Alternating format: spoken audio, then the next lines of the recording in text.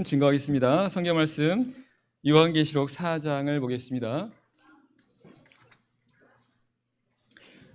요한계시록 4장 8절에서 11절 말씀을 보겠습니다.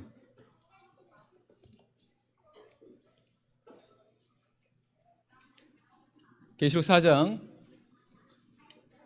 8절에서 11절 말씀을 제가 읽겠습니다. 8절. 네 생물이 각각 6날개가 있고 그 안과 주위에 눈이 가득하더라. 그들이 밤낮 쉬지 않고 이르기를 거룩하다 거룩하다 거룩하다 주 하나님 곧 전능하신 이여 전에도 계셨고 이제도 계시고 장차 오실 자라 하고 그 생물들이 영광과 존귀와 감사를 보좌에 앉으사 세세토록 사시는 이에게 돌릴 때에 24장로들이 보좌에 앉으신 이 앞에 엎드려 세세토록 사시는 이에게 경배하고 자기의 면류관을 보좌 앞에 던지며 가로되 우리 주 하나님이여 영광과 존귀와 능력을 받으시는 것이 합당하오니 주께서 만물을 지으신지라 만물이 주의 뜻대로 있었고 또 지으심을 받았나이다 하더라. 아멘. 살아있는 것은 성장합니다. 내적으로든지 외적으로든지 반드시 성장하게 되어 있습니다. 우리 신앙도 마찬가지입니다. 우리 신앙이 살아있다면 그 신앙은 성장하게 되어 있습니다. 내적으로든지 외적으로든지요. 그럼 신앙이 성장한다라고 하는 것은 어떤 의미일까요? 다른 의미로 본다면, 다른 표현대로 한다면 완전해지는 것입니다. 완전해지는 것입니다. 히브리서 6장 2절 말씀 보니까 완전한 데 나아갈지라 이렇게 말씀하세요. 말씀처럼 우리의 신앙은 완전한 데를 향해서 나아가야 됩니다. 우리의 신앙이 어떻게 하면 좀 더 완전해질 수 있는지를 고민하고 또한 그것을 추구하는 그런 신앙이 되어야 되는데요. 그런 면에서 요한계시록에 나와 있는 네 생물은 우리로 하여금 어떻게 하는 것이 온전한 그러한 성도의 모습일까를 생각하게 해줍니다. 우리 대왕교회 성도님들도 계시록을 이렇게 배운 것으로 알고 있습니다. 그래서 계시록에 나와 있는 네 생물이 어떤 것인지 알고 계실 줄로 생각합니다. 계시록에 나와 있는 네 생물은 하나님 보좌에서 하나님을 섬기는 그러한 존재이지 않습니까? 하나님을 섬기는 존재가 결국은 우리 바로 성도의 모습이라는 겁니다. 이 네 생물은 항상 하나님 옆에서 하나님의 뜻을 이뤄가는 그러한 존재입니다. 바로 우리 성도들이 그러한 모습으로 살아가야 되는데, 근데 오늘 읽은 말씀 보면 이 네 생물이 그 하나님의 뜻을 이뤄가는 가운데서 항상 하는 것이 있다는 것을 알게 됩니다. 그것은 바로 하나님께 밤낮 쉬지 않고 찬송하는 겁니다. 오늘 네 생물이 8절에서 밤낮 쉬지 않고 거룩하다 거룩하다 하나님을 이렇게 찬송하는 그런 모습이라고 하는 것은 오늘날 우리 성도들이 바로 이렇게 해야 된다라는 거 아니겠습니까? 특별히 마지막 때를 살아가는 우리 성도들의 그런 모습이라고 하는 것이 오늘 여기 네 생물이 나오는 그런 모습처럼 되어야 되는데, 쉬지 않고 계속해서 항상 하나님을 찬송하는 것, 이것이 오늘 우리 성도들의 마땅한 모습이며 또한 그렇게 되도록 해야 된다는 겁니다. 이것은 성도의 본분입니다. 찬송은 마땅히 성도들이 해야 되는 성도의 본분이라는 거죠. 왜냐하면 하나님은 이것을 위해서 우리 성도들을 부르셨습니다. 이사야 43장 21절에 이 백성은 내가 나를 위하여 지었나니 나의 찬송을 부르게 하려 함이라. 신약성경 에베소 1장에도 보게 되면 하나님께서 그리스도 안에서 창세전에 우리를 그리스도 안에서 택하신 것도 결국은 우리로 하여금 그리스도로 말미암아서 하나님을 찬송하게 하려 함이라고 말씀하세요. 또한 그 하나님은 찬송 가운데 거하신다라고 말씀하고 있습니다. 때문에 우리 하나님의 부르심을 받은 모든 성도들이 마땅히 해야 될 것이 있다고 한다면 하나님을 찬양하는 건데요. 근데 하나님을 찬송한다라고 하는 것이 여기 말씀처럼 항상 쉬지 않고 해야 된다라는 겁니다. 그러면 어떻게 하는 것이 하나님을 찬송하는 걸까요? 우리가 24시간 동안 계속 우리가 찬양 부르고 노래하고 이렇게 하는 것이 하나님을 찬양하는 걸까요? 물론 우리 입으로 하나님을 찬양하는 것도 찬송하는 것이지만 하지만 이것은 일부분이라는 겁니다. 하나님을 찬양한다라고 하는 것은 보다 더 넓은 의미가 있다는 거죠. 오늘 말씀에 보니까 9절 말씀에 그 생물들이 영광과 존귀와 감사를 보좌에 앉으사 세세토록 사시는 이에게 돌릴 때에 라고 말씀하십니다. 이 말씀을 통해서 알 수 있는 것은 이 네 생물이 하나님을 찬송한다라고 하는 것은 바로 구체적으로 이 세 가지를 끊임없이 하나님께 돌린다라는 것을 알 수 있다는 거죠. 세 가지. 영광, 존귀, 감사. 우리의 성도의 삶 속에 끊임없이 있어야 될 것이 바로 이 세 가지라는 겁니다. 보다 구체적으로 하나씩 잠깐 좀 알아보도록 하면요. 먼저 우리 성도들은 계속해서 하나님께 영광을 돌려야 됩니다. 영광을 돌리는. 영광이라고 하는 것은 높이는 거라고 한다면 하나님께 영광을 돌린다라고 하는 것은 하나님을 높인다라는 그런 말씀이 되겠습니다. 나를 높이는 것이 아니라 하나님을 높이는 것이 되는 거겠죠. 하나님은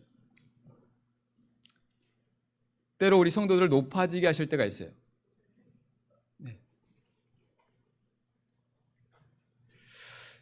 하나님은 죽이기도 하시고 살리기도 하시고 높이기도 하시고 낮추시기도 하시는 하나님이라고 말씀하고 있습니다. 그 하나님께서 때로 우리 성도들을 이렇게 높이게 하실 때가 있는 거죠. 어떤 때일까요? 우리 하는 이런 일들이 순탄하고 평탄하고 하늘이 잘 되고 하는 이런 가운데 있을 때, 근데 이렇게 되는 것이 우리의 어떤 내가 잘나서 내가 노력을 많이 해서 라고 이렇게 된 걸까요? 우리 성도님이 그것이 아니라고 하는 것을 다들 알고 있을 것입니다. 하나님께서 높이신 거예요. 오늘 우리가 이렇게 건강할 수 있는 것, 오늘 우리 가정이 화목할 수 있는 것, 내 하는 사업이 이렇게 잘 될 수 있는 것, 내 하는 이런 것들이 순탄하게 될 수 있는 이 모든 것들이 사실은 하나님의 그런 은혜라는 것, 우리 성도들은 알고 있습니다. 그럼 이런 가운데 우리가 어떻게 하는 것이 하나님께 영광 돌리는 겁니까? 바로 그 하나님을 높이시는 거예요. 나를 이렇게 만들으신 거 하나님에 대해서 내가 높이는 겁니다. 근데 만약에 우리가 그런 가운데 있는데 하나님을 높이지 않게 된다면 어떻게 될까요? 다니엘 4장에 보게 되면 느부갓네살 왕이 아주 좋은 그런 케이스라고 하는 걸 알 수 있습니다. 느부갓네살이 바벨론을 건설한 왕이지 않습니까? 어느 날 이 바벨론 성을 거니면서 이 큰 바벨론 성을 보니까 너무나 이 성이 웅장한 겁니다. 그래서 스스로에게 뭐라고 말합니까? 이 큰 성 바벨론은 내가 내 위엄과 영광으로 진 것이 아니냐라고 이렇게 말하지 않습니까? 그의 말대로 이 바벨론 성이라고 하는 것이 이 느부갓네살의 어떤 그러한 능력에 의해서 이렇게 건설된 걸까요? 결코 그러지 않습니다. 하나님께서 그렇게 하신 겁니다. 하나님께서 모든 걸 섭리하시게 되고 결국은 그로 하여금 바벨론을 세울 수 있는 그러한 왕이 되고 머리가 되게 하신 거 아니겠습니까? 근데 이 느부갓네살 왕은 그것이 자신의 능력으로 된 것처럼 생각하게 되고 그것을 입으로 말하게 됩니다. 성경은 그 왕의 말이 입에 있을 동에 입에 있을 때에 하늘에서 음성이 나왔다 했습니다. 뭐라고요? 느부갓네살아, 내 나라의 위가 내게서 떠났느니라. 이렇게 말씀하세요. 그러면서 그 즉시 느부갓네살은 왕에서 쫓겨나게 됩니다. 그리고는 들짐승들과 함께 말 그대로 짐승과 같은 삶을 살게 되는 그런 과정을 겪지 않습니까? 이것은 우리에게 무엇을 말씀해 주고 있습니까? 우리 하나님께 영광을 돌리지 않으면 하나님께서 영광을 취해 가신다는 거예요. 나중에 느부갓네살이 돌아옵니다. 자기가 이렇게 된 것이 하나님의 은혜, 하나님의 영광으로 된 것이, 능력으로 된 것이다라는 것을 깨닫게 됐을 때에 다시금 그가 왕으로 회복하는데 성경은 뭐라고 말씀하십니까? 내 총명과 내 위엄과 내 왕위가 돌아왔다라고 말씀합니다. 결국 느부갓네살이 그렇게 왕이 될 수 있었던 것은 총명과 그 위엄과 그의 능력 이런 것이인데 이것이 다 어디서 왔다는 겁니까? 하나님께서 그에게 주셨다는 거예요. 근데 느부갓네살은 그것을 자기 것으로 착각했다는 겁니다. 그 모든 것이 자신으로부터 나왔다라고 생각하고 그렇게 말하고 여겼을 때에 하나님께서 그 모든 것을 이렇게 가져가신 걸 보면 우리가 하나님께 영광 돌리지 않을 때 하나님은 우리에게 주신 걸 언제든지 다 가져가실 수 있는 분이라고 하는 것도 우리는 알아야 됩니다.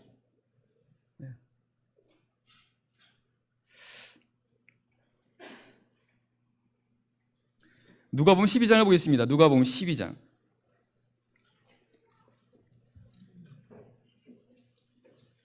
누가복음 12장 16절과 21절 말씀을 보겠습니다. 누가복음 12장 16절에서 21절 말씀을 제가 읽겠습니다. 또 비유로 저희에게 일러 가라사대 한 부자가 그 밭에 소출이 풍성함에 심중에 생각하여 가로되 내가 곡식 쌓아둘 곳이 없으니 어찌할꼬 하고 또 가로되 내가 이렇게 하리라 내 곡간을 헐고 더 크게 짓고 내 모든 곡식과 물건을 거기 쌓아두리라 또 내가 내 영혼에게 이르되 영혼아 여러 해 쓸 물건을 많이 쌓아두었으니 평안히 쉬고 먹고 마시고 즐거워하자 하리라 하되 하나님은 이르시되 어리석은 자여 오늘 밤에 내 영혼을 도로 찾으리니 그러면 내 예비한 것이 네 것이 되겠느냐 하셨으니 자기를 위하여 재물을 쌓아두고 하나님께 대하여 부요치 못한 자가 이와 같으니라. 하나님은 지금 한 어리석은 부자에 대해서 말씀합니다. 하나님 이 사람이 왜 어리석은 사람이다라고 말씀하고 있습니까? 이 사람은 자신에게 있는 모든 것이 다 자기 거라고 생각하고 있습니다. 그가 한 표현을 보면 알 수 있어요. 내 곡식, 내 물건, 내 곡간, 심지어 내 영혼 다 내 것이라는 겁니다. 그래서 이 사람은 어떻게 합니까? 다 자기 위해서 살아가는 그런 삶을 살게 됩니다. 하나님께서 말씀하십니다. 어리석은 자여 오늘 밤에 내 영혼을 도로 취하리니. 하나님은 그 부자에게 내 영혼을 도로 취하시겠다고 말씀하십니다. 그러면 그 사람의 영혼은 본래 누구 거라는 겁니까? 하나님 거라는 거예요. 그 사람의 영혼조차도 하나님의 거라는 겁니다. 하나님께서 하나님의 것이니까 취해 가신다는 거예요. 그럼 이 사람은 마땅히 어떤 삶을 살아야 됐습니까? 그걸 인정하는 거죠. 그리고 내가 지금 나에게 있는 것이 내 것이 아니라 하나님께 내게 맡겨주신 거라고 생각하면서 그거 자신만을 위해 살아가는 것이 아니라 하나님을 높이는 데 사용할 수 있도록 하며 살아가야 되지 않았을까요? 마땅히 그렇게 해야 되지 않습니까? 하지만 그렇게 하지 않고 이 사람은 자기만 위해서 살게 됩니다. 하나님께서는 그를 이렇게 어리석은 자라고 말하면서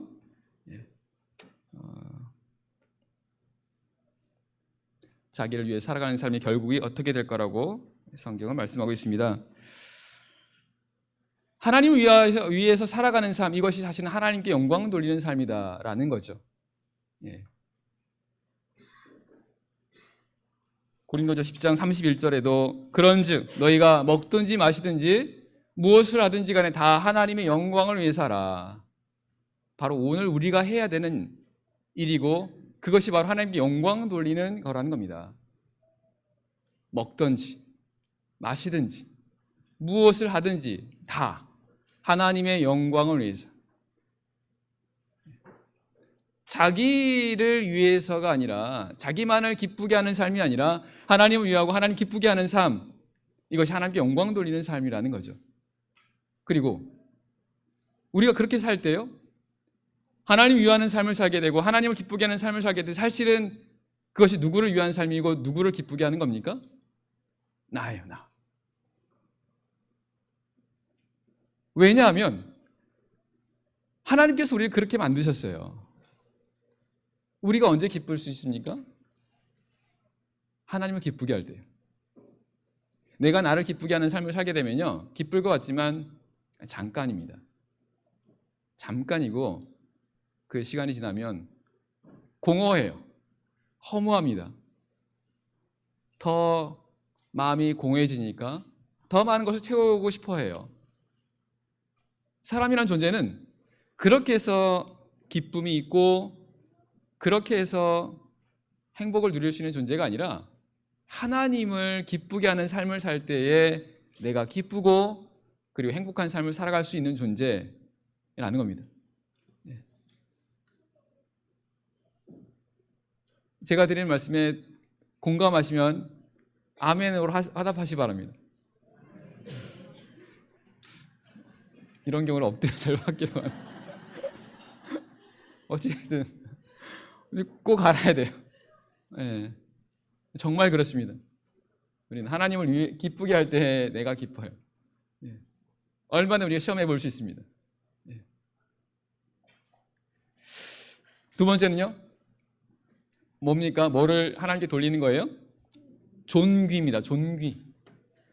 존귀라고 하는 것은 귀한 겁니다. 하나님께 존귀를 돌린다라고 하는 것은 하나님을 귀하게 여긴다, 그런 말씀이겠죠. 뭐 어떻게 하는 게 하나님을 귀하게 여기는 겁니까? 역으로 어떻게 하는 게 하나님을 귀하게 여기지 않는 게 되는 걸까요? 이 말씀 보고 생각해 봤으면 좋겠습니다. 신명기 32장 보겠습니다. 신명기 32장 15절.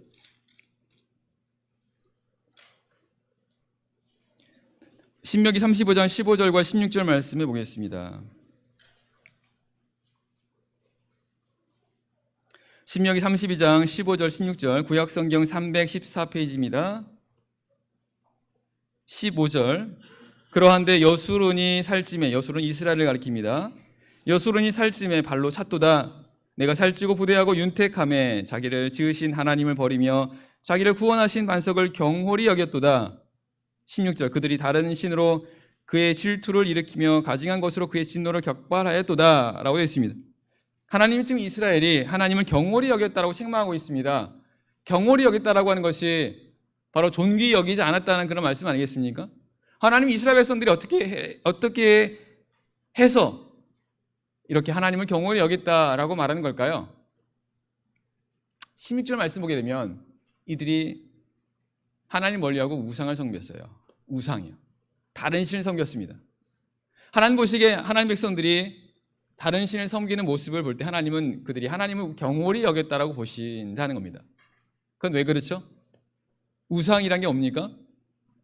하나님보다 더 중요하게 여기는 겁니다. 하나님보다 더 귀하게 여기는 게 우상이지 않습니까? 때문에 하나님 백성들이 하나님 말고 다른 우상이 있다는 것은 하나님 보시기에는 하나님을 경홀하게 여기는 거예요.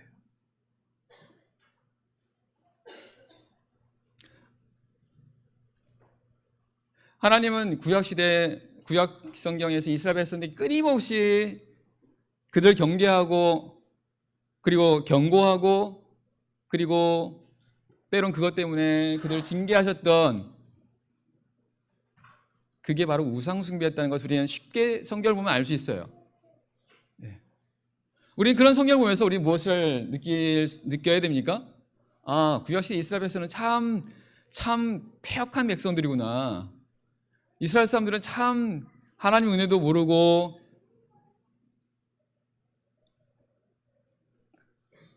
강팍했던 사람들이구나 라고 감탄하는 게 아니라, 우리는 왜 그들이 그런 가운데서 끊임없이 우상 숭배를 했는가를 생각해 볼 필요가 있습니다.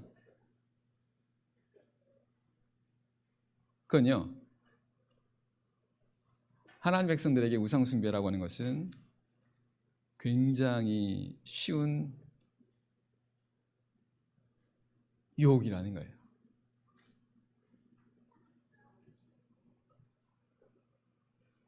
오늘 이 시대의 우상은 과거 이스라엘 백성들이 섬겼던 것처럼 눈에 보이는 우상은 없습니다. 우리 성도들 가운데 나무나 돌로 만들어 놓고 그거 과거에 바알이나 이런 것들 섬기는 사람 없지 않습니까? 예. 근데 우리 신약 성경을 보면 여전히 하나님은 우상을 멀리하라는 말씀을 계속해서 하고 있습니다. 그 얘기는 여전히 우리 신약 시대, 영적인 시대를 살아가는 우리 성도들에게, 하나님의 백성들에게도 우상이라고 하는 것이 끊임없이 우리 성도들 하여금 하나님을 섬기는데 우리가 힘써야 되는 부분이라고 말씀하시는데요. 잘 생각해 보세요. 내 안에 하나님만큼 혹은 하나님보다 더 중요하고 더 귀하게 더 우선되게 여기는 것들이 없는가를, 그것이 때로 물질이 될 수 있습니다. 돈이 될 수 있죠. 명예가 될 수도 있고요. 때로는 내 자녀들이 될 수 있습니다. 하지만 우리 어떤 하나님 믿는 과정 속에서 우리가 항상 경계해야 될 것이 바로 하나님 말고 또 다른 어떤 우상들이 있는지 늘 우리 자신을 살펴볼 필요가 있다는 겁니다. 그런 신앙의 모습이면요, 당연히 신앙의 삶 자체를 중요하게 여기지 않게 됩니다. 하나님을 경홀히 여긴다면 하나님 믿는 그 신앙생활을 그렇게 중요하게 여길까요? 구약 성경에서 바로 그것을 경홀하게 여겼던 한 사람이 등장하지 않습니까? 그게 누구예요? 에서요. 성경 에서가 장자의 명분을 경홀히 여겼다라고 말씀합니다. 장자의 명분을 경홀히 여겼습니다. 그럼 에서가 장자의 명분을 경홀히 여긴 것은 오늘 우리와 어떤 상관이 있는 거예요? 바로 우리 성도들에게 하나님의 택함을 받은 것이 바로 장자의 명분, 영적인 장자의 명분이라는 거 아니겠습니까? 그래서 히브리 12장 16절 말씀 보게 되면 히브리서 기자는 에서와 같이 장자의 명분을 판 에서와 같이 한 그릇 식물을 위하여 그것을 파는 자가 있을까 두려워한다라고 말합니다. 마치 에서가 한 그릇 팥죽을 먹으려고 그것 때문에 장자의 명분을 팔았던 것처럼 히브리서 기자가 보니까 우리 신약시대의 영적인 성도들도 아무것도 아닌 그거 한 그릇 때문에, 아무것도 아닌 것 때문에 그야말로 존귀한 우리의 신분이죠.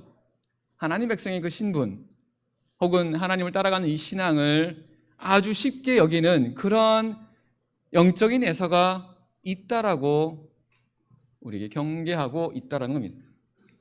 그런 자를 가리켜 히브리서 기자는 망령된 자로 말합니다. 망령된 자. 망령된 자라는 것은 쉽게 말하면 정신 나간 사람이라는 뜻입니다. 만약에 짜장면 한 그릇을 사 먹는데 1억 원을 줬다. 그럼 이런 사람을 가리켜 우리가 어떤 사람이라고 말하게 됩니까? 망령된 자. 성경대로 말한다면 바로 그런 경우가 망령된 자라는 겁니다. 근데 우리가 어떻게 생각하면 그것이 웃긴 일일 수 있지만 사실은 그렇지 않을 수 있어요. 우리의 신앙의 모습 가운데 사실 아무것도 아닌 것 때문에 그보다 훨씬 더 귀한, 아니 비교할 수 없는 그런 우리의 신앙을 때로 경홀히 하게 여기는, 그것보다 우선순위에서 밀리게 하는 그런 어떤 모습도 사실은 있을 수 있다는 겁니다. 그런 자가 되서는 안 된다는 거죠.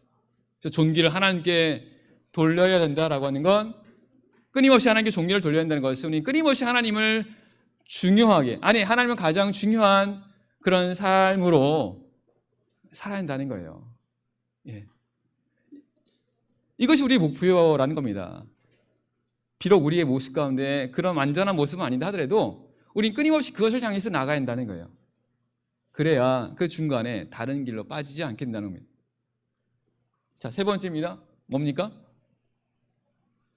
하나님께 영광 돌리고 존귀 돌리고 또 하나 뭐예요? 예, 감사입니다. 성도는 하나님께 감사를 돌려야 됩니다. 쉬지 않고 감사를 돌려야 됩니다. 성경에도 범사에 하나님께 감사하라 이런 말씀하십니다. 범사에 감사라고. 이는 그리스도 예수 안에서 너희를 행하신 하나님의 뜻이라고 말씀합니다.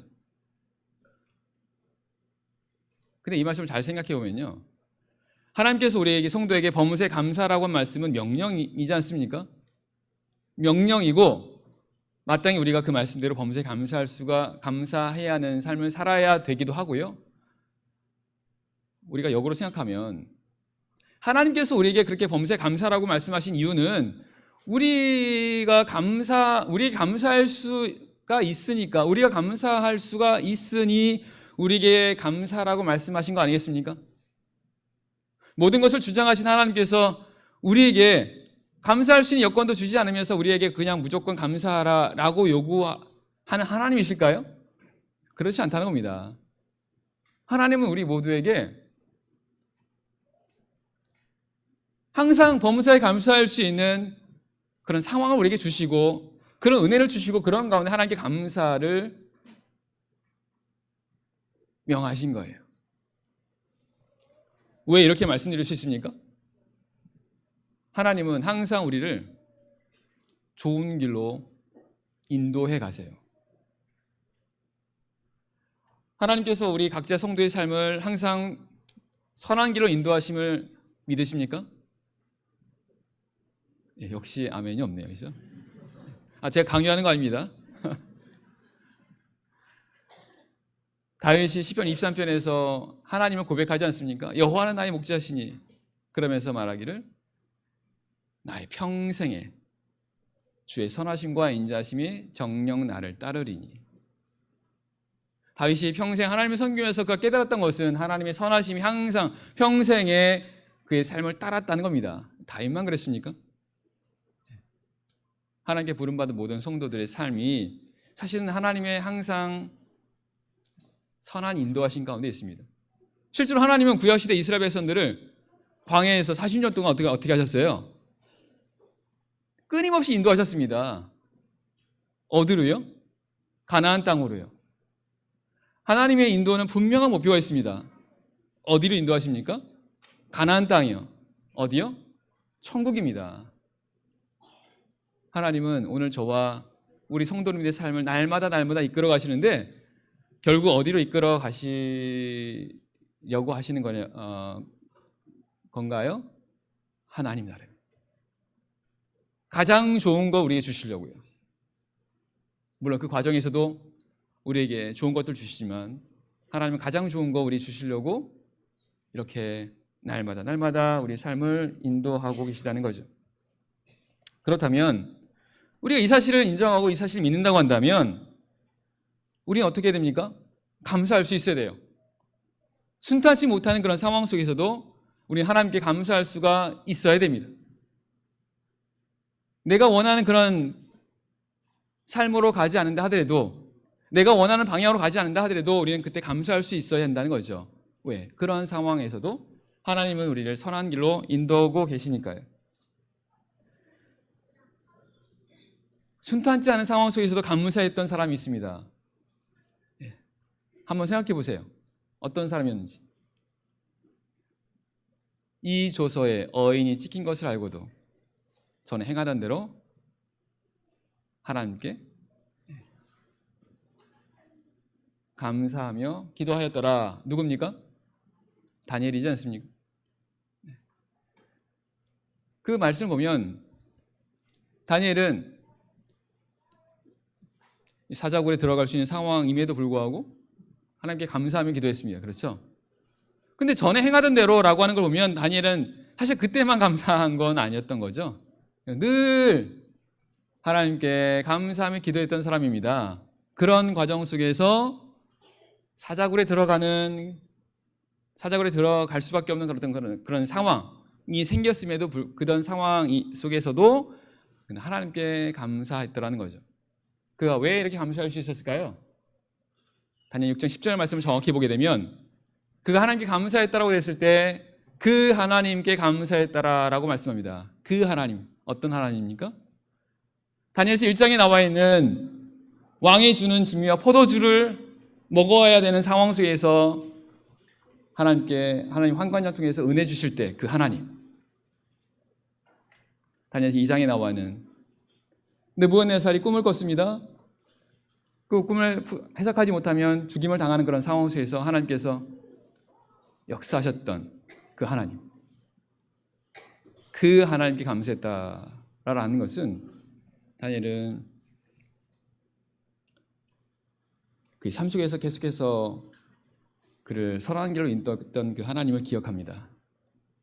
그리고 그러다 보니까 지금 눈에 봤을 때 아주 위기이며 그리고 인간적으로 볼 때는 도저히 감사할 수 없는 그런 상황임에도 불구하고 하나님께 감사하는 그런 모습을 보이게 됩니다. 그런 말씀들을 통해서 우리는 순탄치 않은 상황 속에서 하나님께 감사해야 한다는 것을 알 수 있는데요. 왜 하나님은 왜 때로 우리 성도들에게 순탄치 않은 상황을 허락하시는 겁니까? 자, 시편 30편을 보겠습니다. 시편 30편 11절 12절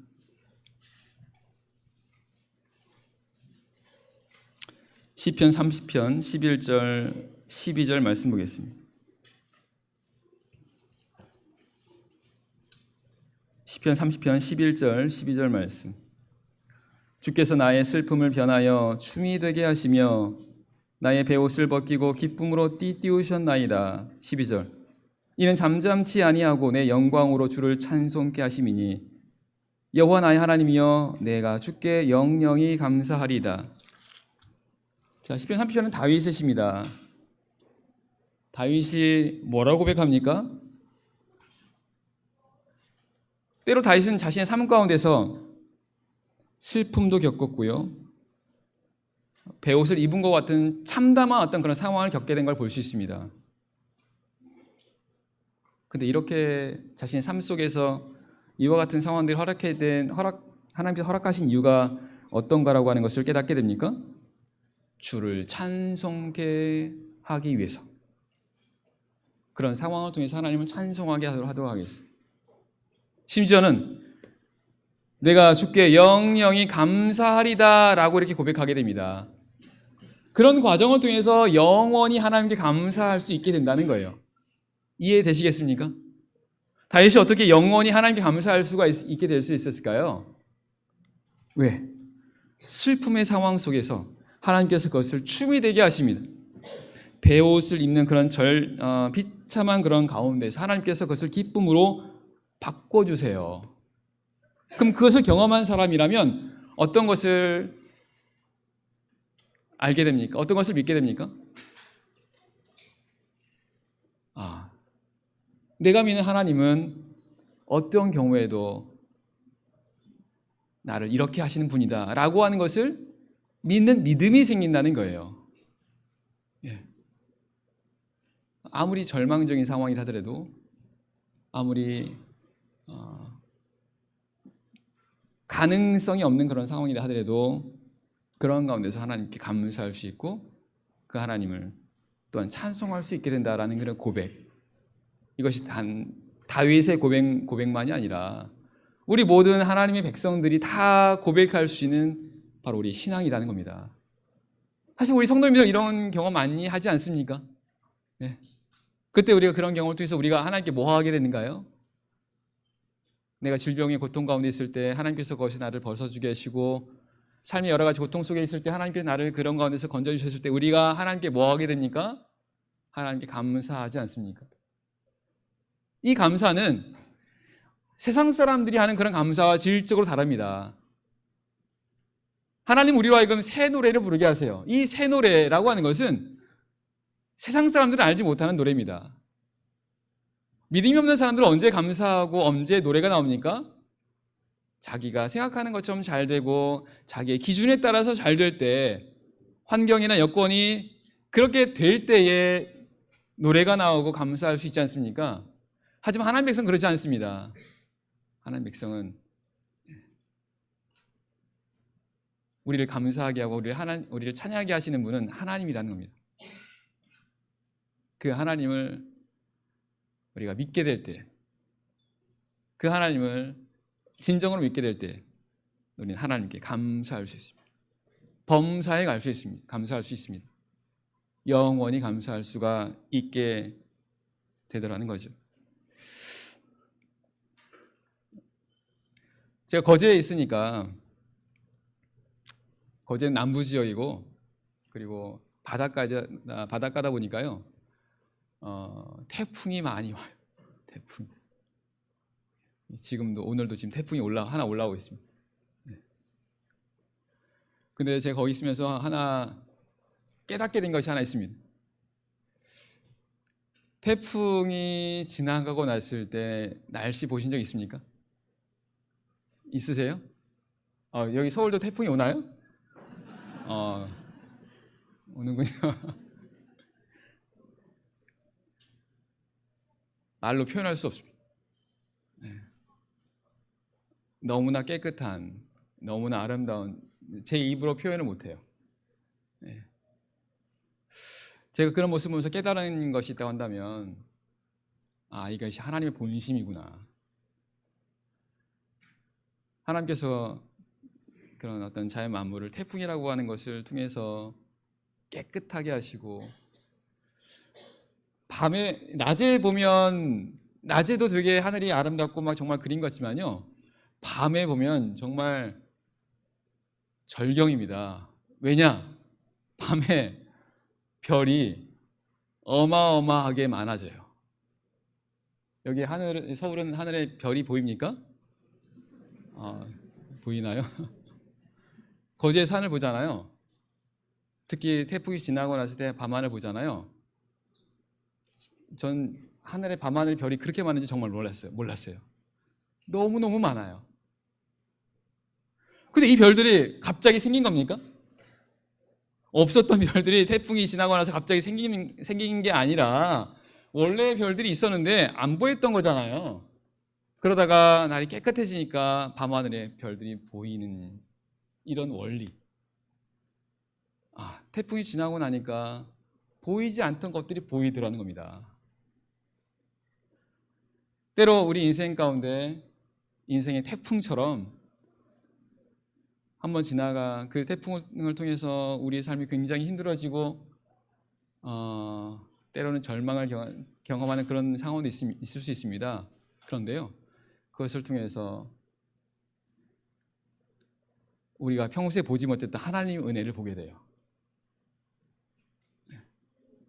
그리고 그 하나님의 은혜가 얼마나 좋은 것인가를 알게 됩니다. 우리가 믿는 하나님은 좋으신 하나님입니다. 우리가 믿는 하나님은 너무나 좋으신 하나님이기 때문에 마땅히 우리들부터 찬양받으시 합당한 분이시라는 거예요.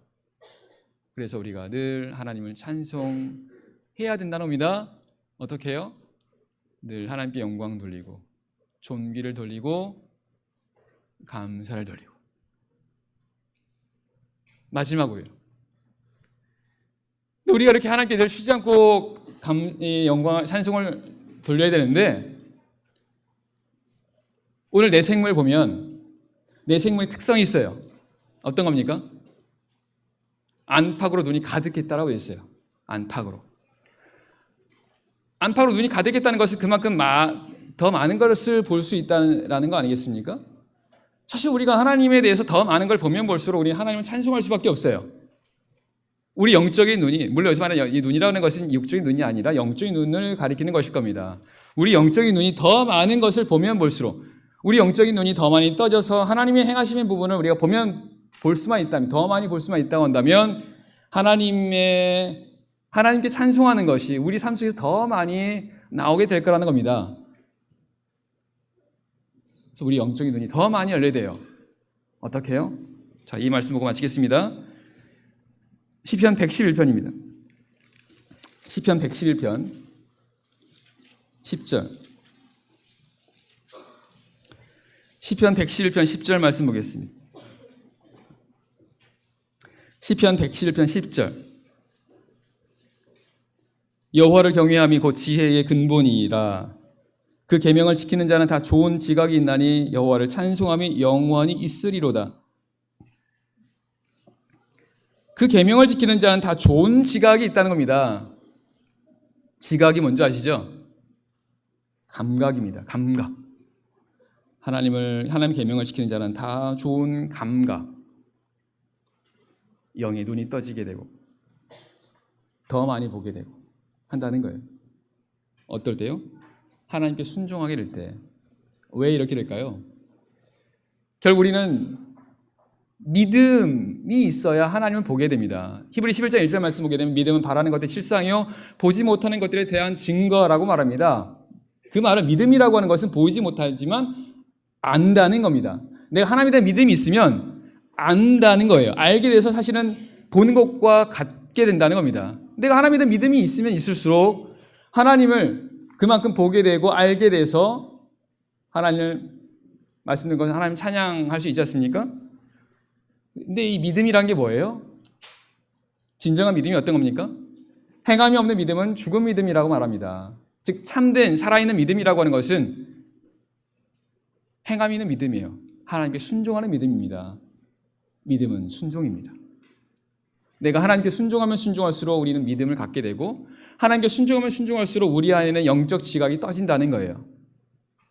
그러면 이것을 더 많이 지각이 깨어지는 사람들이 있다면 더 많이 하나님께 찬송할 수가 있게 되고, 그래서 오늘 말씀에 여호와를 찬송함이 영원히 있으리로다 이렇게 말씀하시는 겁니다. 바라옵기는 여기 계신 우리 모든 성도님들이 하나님을 늘 찬송할 수 있는 그런 축복의 삶이 되길 바랍니다. 내가 하나님을 찬송하는 것이 결국은 내가 영광받는 것이고 내가 존귀하게 되는 것이고 내 삶 속에 계속해서 감사가 넘쳐난 그런 삶이 되기 때문에 그렇습니다. 하나님께서 함께 하시기 원합니다. 묵도하겠습니다.